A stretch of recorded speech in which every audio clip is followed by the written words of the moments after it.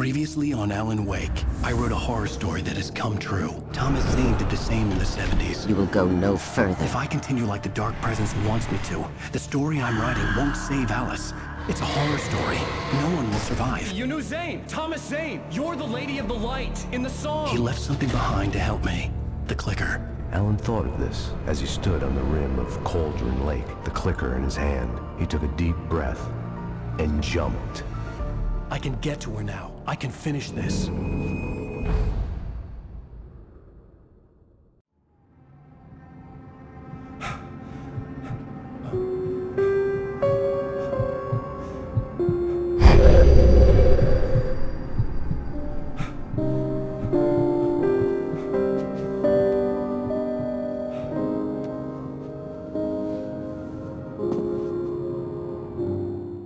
I had a hangover. My head was about to explode and the light hurt my eyes. I needed my sunglasses and painkillers to dull the pain. In one of my finer moments of self-deception, I swore to quit drinking.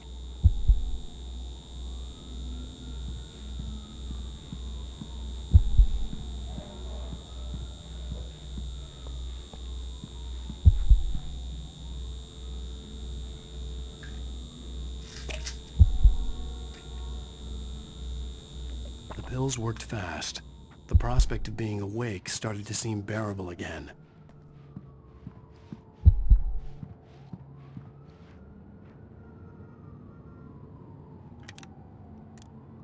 The sunglasses made the world look bearable.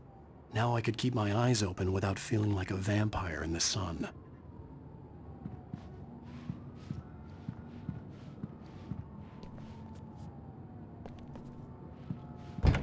There was a message waiting for me on the machine. You have one new message. Al! Are you still asleep? Wakey, wakey! You should have your show on your TiVo. If Alice wasn't too mad to record it. She called me earlier and really chewed me out. Yeah, we went a little overboard last night. But parties are a part of this business. Al, look, I'm saying this as your friend. She's not doing your career any favors by trying to run your life like that, okay? I'll talk to you later, Al. Watch the show!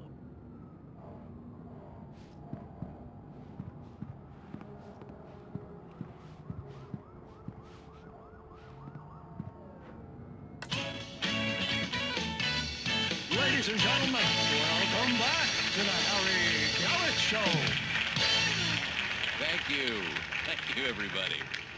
We have a great show tonight. I've been talking with the best-selling author Alan Wake about his new book, The Sudden Stop.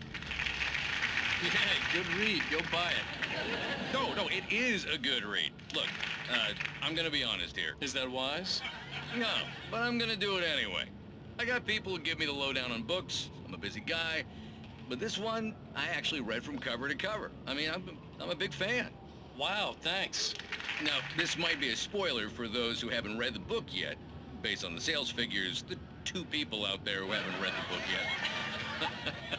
But this last book is all about the death of the main character, the hard-boiled New York detective, Alex Casey. Now, there's been a lot of outrage about this. Why the hell did you kill Casey? What the hell were you thinking, man? Good riddance. No, seriously though. 7 years and 6 books is a long time. He was a gloomy guy to spend all your working hours with, and it was a good run. But it's time to explore new things. My next book will be a departure from the old for me. You selfish bastard, always thinking of yourself. Well, you've certainly given us a lot of entertainment over the years. And now that you mention it, Casey was a gloomy guy. Never had much luck with his love life with the ladies. Was that autobiographical in any way? Yeah, no kidding. Casey's lady friends tended to die on him. With Casey, it was all about his pain. No, nothing autobiographical about that. I'm a happily married man. My wife is my muse. Well, congratulations. That's great to hear. So, how's the publicity tour been treating you? Good, great. But I gotta say, I'm glad to be back home in New York. Well, you've certainly been on the news a lot lately. Lots of parties and, you got into a fight with some paparazzi. Oh, man. Well, that guy was really in my face. I lost my temper. I know that wasn't cool. You are famous for that temper. Well, I did also write several books. Well, your latest novel is called The Sudden Stop, and it's in bookstores now. Go get it. That means the two of you out there who haven't bought it yet. Ladies and gentlemen, that's all we have for you tonight. I want to thank all our guests for the evening. Alan Wake, Sam Lake. Once more, do the face for us, Sam. There we go. And our musical guests, Poets of the Fall. Thank you, and good night. At least I'd been funny. I told myself I could live with that. Hey, honey. Did you watch the show? I didn't say anything stupid, if that's what you want to know.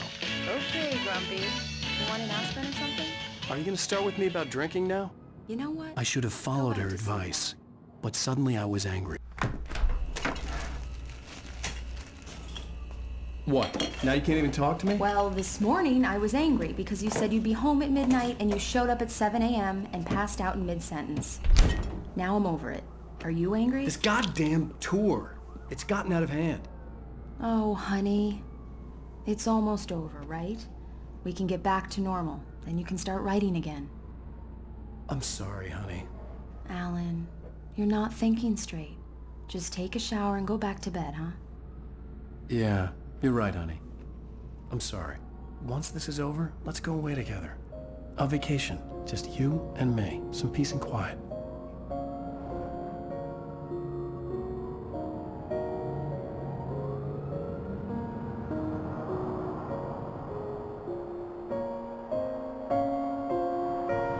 Somehow, the clicker was the key to the cabin. I had to return to Cauldron Lake to save Alice.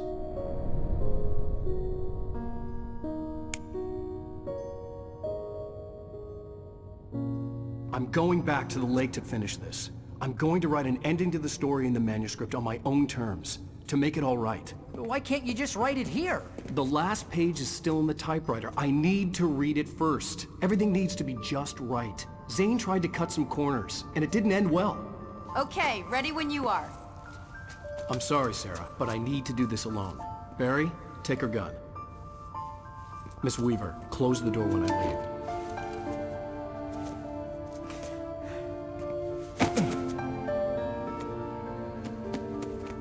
Good luck, Al. See you later.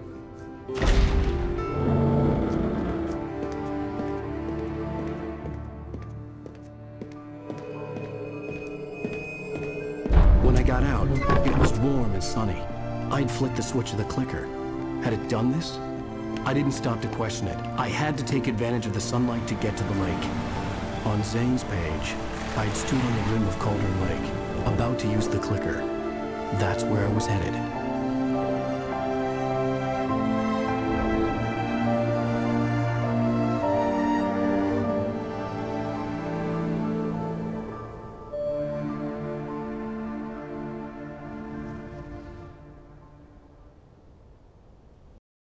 Alone, in daylight, surrounded by the beauty of the Pacific Northwest landscape.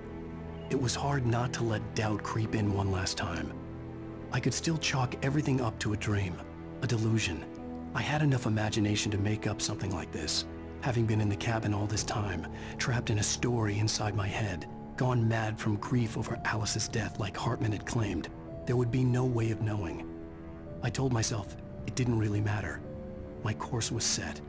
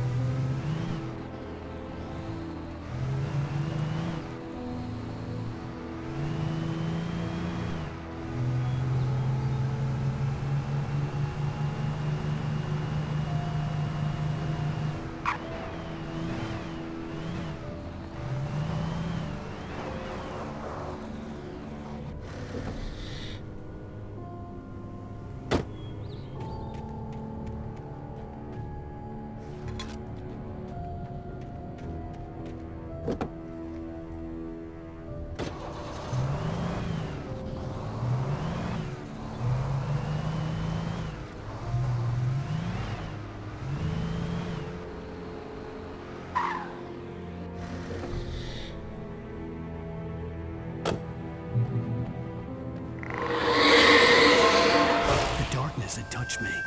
There was a link between us, always would be. I could feel its presence again, getting closer.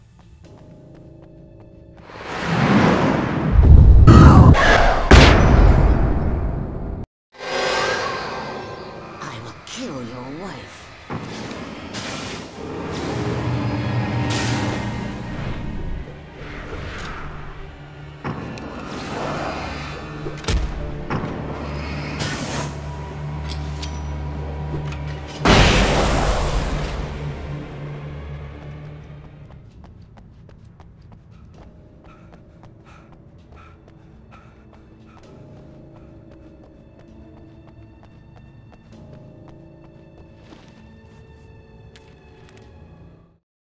The dark presence was no longer trying to capture the writer so he could create the ending it wanted.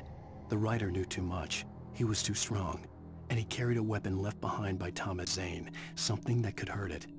Now, the darkness was doing everything in its power to simply stop the writer from ever reaching Cauldron Lake and the dark place it came from.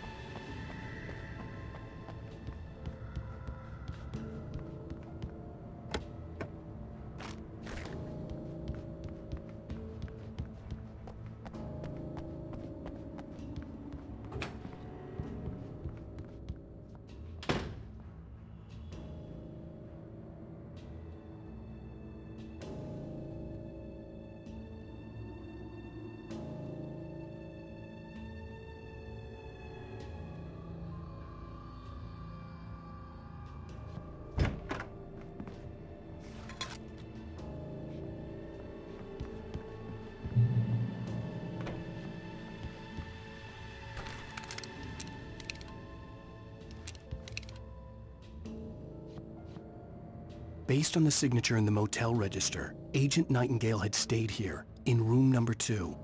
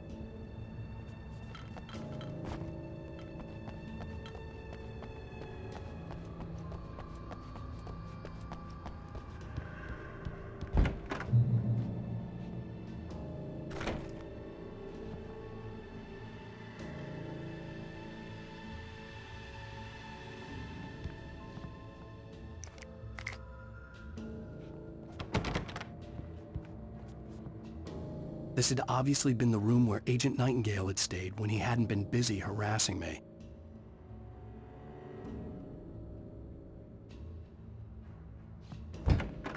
Look after yourself and your co-workers! Could have fooled me.